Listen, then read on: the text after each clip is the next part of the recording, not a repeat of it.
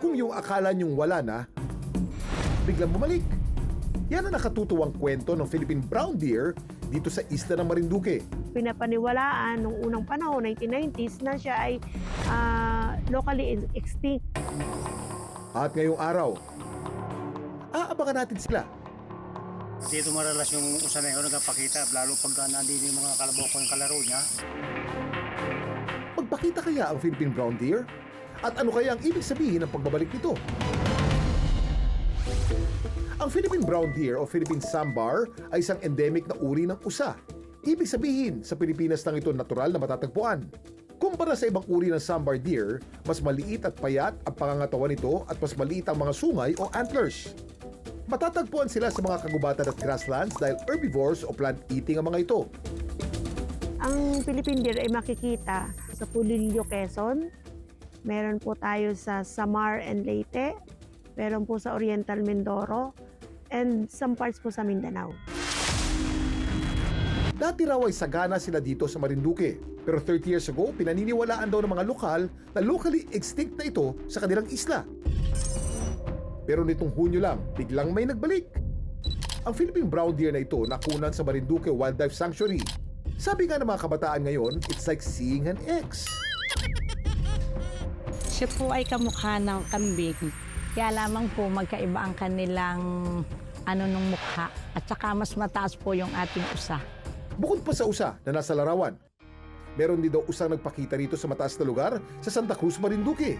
Isang usa na di umano'y friendly. Oh dear! Yan ang obserbasyon ng magsasaka na si Tatay Jaime. Kumakain siya bago lumalakad-lakad, bago kalaro niya yung mga karabaw kong yan. Kasama mga personnel ng Marinduque Wildlife Sanctuary, mag-aabang tayo kung lalabas ba ang naturang friendly deer. Dito maralas yung usa na yun nagpakita, lalo pag nandito yung mga kalabaw ko yung kalaro niya.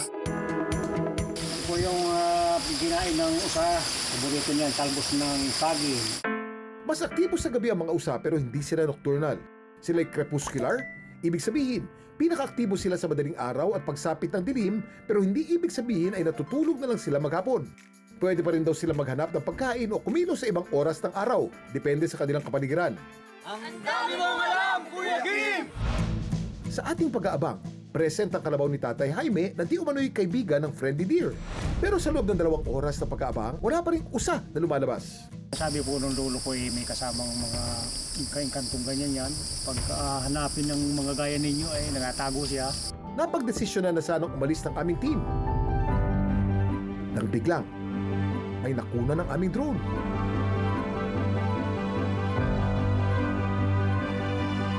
Isang usa na tila naliligo.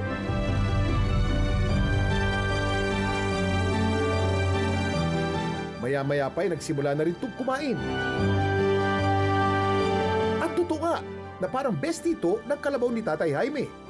Makikita natin yung nagkaroon na sila ng interspecies relationship with the other animal. Ito po nga dito, makikita natin, siya ay nakikipag-interact sa kalabaw. Kanyang friendship na yon, si kalabaw doon sa sa taas. Ang totoo niyan, may Philippine brown deer sighting na raw dito sa Marinduque noong pang mga nakaraang taon. Unang nabalita dito sa Marinduque, ang Philippine deer nag-appear accordingly noong 2022. Pagdating po noong 2024, dyan na po mayroon talagang information.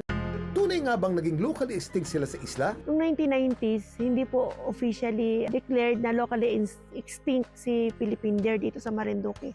Ito po ay mga sinasabi lang po ng mga residente dito sa Marinduque na matagal na po nilang hindi nakikita si Philippine deer. Ngayong 2026, tinatayang mga 10 usanang nakikita ng mga lokal. Yung conservation effort talaga pong nagiging maayos na. Nakakapagbigay na ng suitable habitat. Nakatutuwang balita ito about our dear friends in Marinduque. Sa ibang parte ng bansa naman kung saan may mga Philippine brown deer, tuloy-tuloy ang pakikipaglaban nila sa threat sa kanilang population. Sa IUCN Red List of Threatened Species, nakalista sila bilang vulnerable ang status. Ibig sabihin, pakonti na sila ng pakonti. Yung main threat, nadyan na po yung yung panghuhuli, possible na pananakit at paglapit po. According po sa RA 9147, ay pinagbabawal po ito. Bawal po natin siyang lapitan, bawal po siyang hulihin, at lalo po na bawal siyang saktan. Sana wag nating hayaan na mawala uli sila.